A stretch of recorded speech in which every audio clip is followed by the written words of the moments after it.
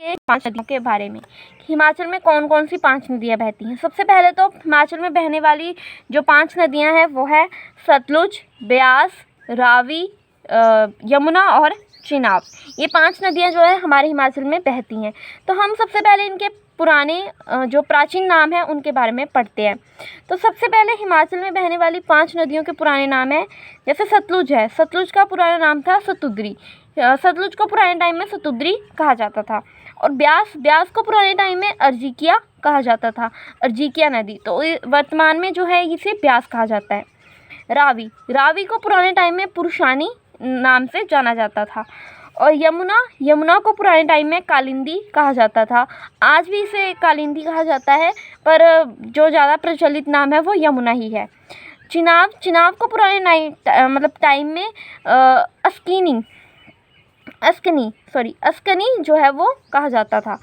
तो उसके बाद इनके उद्गम स्थल जो हैं वो कौन कौन से हैं और कहाँ से ये जो है निकलती हैं। तो सबसे पहले तो हम देखते हैं सतलुज नदी जो है वो कहाँ से निकलती है। सतलुज नदी निकलती है मानसरोवर से निकलती है। रकस झील और ये जो है तिब्बत में स्थित है। मानसरोवर और इसकी झील का नाम है रकस झील और ये जो है तिब्बत में है, तिब्बत से निकलती है।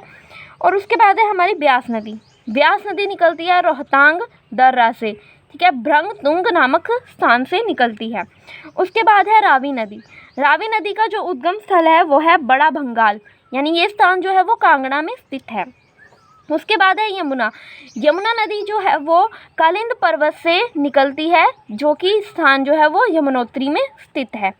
उसके बाद है हमारी 5वीं नदी चिनाब जो है वो लाहौल स्पीति से निकलती है। और बरालाचा दर्रे, इसका दर्रे का जो नाम है, दर्रा का जो नाम है वो है बरालाचा दर्रा, जो निकलती है लाहौल स्पीति से। तो धन्यवाद, आज के लिए इतना ही। कल हम फिर से इसकी सहायक नदियों के बारे में पढ़ेंगे कि इन 5 नदियाँ जो हैं, इनके जो सहायक नदियाँ हैं वो कौन कौन सी है। धन्यवाद।